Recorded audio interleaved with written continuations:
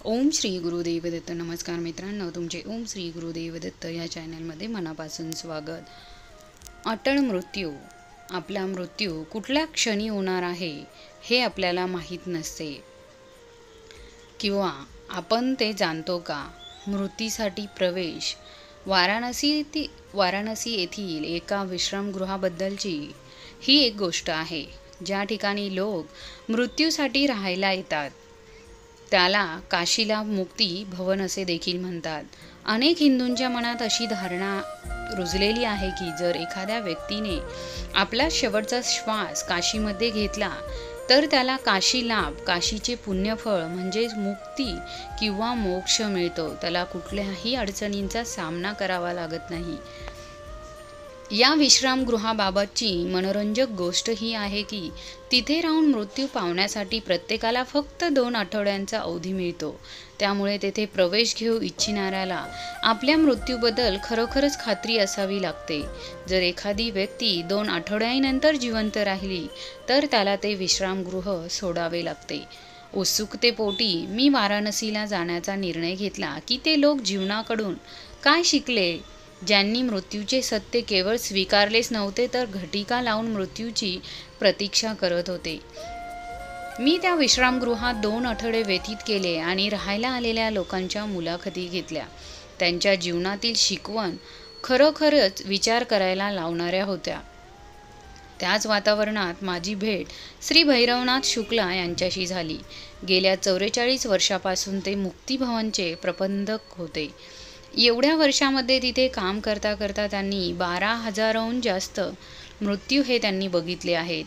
मी त्यांना विचारले, शुक्लाजी, तुम्ही जीवन आणि मृत्यू दोन्ही इतक्या जवळून बघितले आहेत, तर तुम्ही या अनुभवापासून काय शिकलात? शुक्लाजींनी याबाबत जीवनातील 12 धडे माझ्यासमोर सादर केले. परंतु या 12 धड्यांमध्ये एक धडा ज्यामुळे ते अतिशय प्रभावित झाले होते आणि ज्याने माझ्या अंतर्मनाला पण प्रभावित केलं होतं, तो जीवनाचा धडा म्हणजे जाण्याआधी सगळे कलह मिटवून टाका. त्यांनी मला त्यामागची एक गोष्ट सांगितली. त्या काळी रामसागर मिश्रा नावाचे एक संस्कृत विद्वान होते. मिश्राजी 6 भावांमध्ये सगळ्यात मोठे होते आणि सर्वात धाकट्या भावासमोर त्यांचे सर्वात जास्त जिव्हाळ्याचे संबंध देखील होते. बऱ्याच वर्षापूर्वी एका मतभेदामुळे त्यांच्या छोट्या भावात आणि त्यांच्यामध्ये कटुता निर्माण झाली. या कारणामुळे त्या दोघांच्या घराचे विभाजन होऊन मध्ये भिंत घातली गेली. त्यांचा अंतिम समयी मिश्राजी यांनी या विश्रामगृहात प्रवेश घेतला. त्यांनी त्यांच्यासाठी 3 नंबरची खोली आरक्षित करण्यास सांगितले, कारण त्यांना खात्री होती की तिथे आल्यापासून 16व्या दिवशीच त्याचा मृत्यू होणार आहे. 14व्या दिवशी मिश्राजींनी 40 वर्षापूर्वी सोडून गेलेल्या आपल्या भावाला भेटण्याची तीव्र इच्छा ही प्रदर्शित केली. ते म्हणाले, या कटुतेमुळे माझं हृदय जड झालं आहे. जाण्याआधी मी सगळे कलह मिटवू इच्छितो. 16व्या दिवशी एक पत्र त्याच्या भावाच्या नावाने पाठवले गेले. लवकरच त्यांचा छोटा भाऊ आला. मिश्राजींनी त्याचे हात पाय पकडून दोन्ही घरांना वेगळी करणारी भिंत पाडण्यास सांगितले. त्यांनी आपल्या भावाची माफी मागितली. दोन्ही भाऊ रडू लागले आणि अचानकच मिश्राजींची बोलणे हे बंद केले.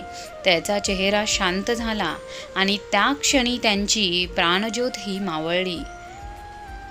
शुक्लाजींनी मला सांगितलं की येथे येणाऱ्या बऱ्याचशा लोकांची हीच एक गोष्ट त्यांनी बऱ्याच वेळा अनुभवली आहे.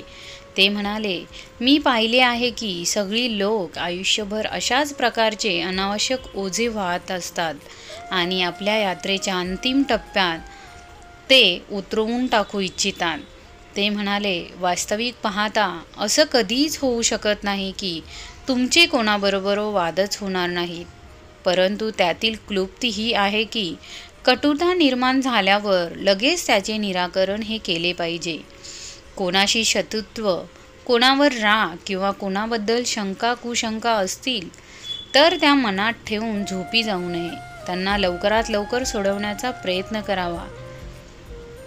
कारण सगळ्यात आनंदाची गोष्ट ही आहे की आज आपण जिवंत आहोत. पण वाईट गोष्ट ही आहे की किती काळ आपण जिवंत राहणार आहोत हे कुणालाच नक्की माहीत नाही.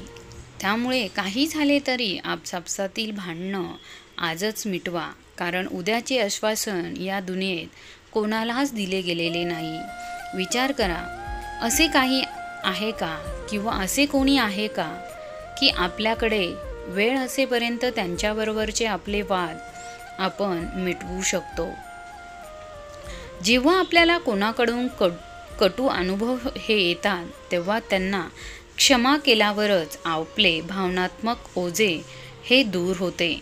मित्रांनो, तुम्हाला जर आजचा व्हिडिओ आवडला असेल तर लाईक करा, शेअर करा आणि सबस्क्राईब करायला मात्र विसरू नका.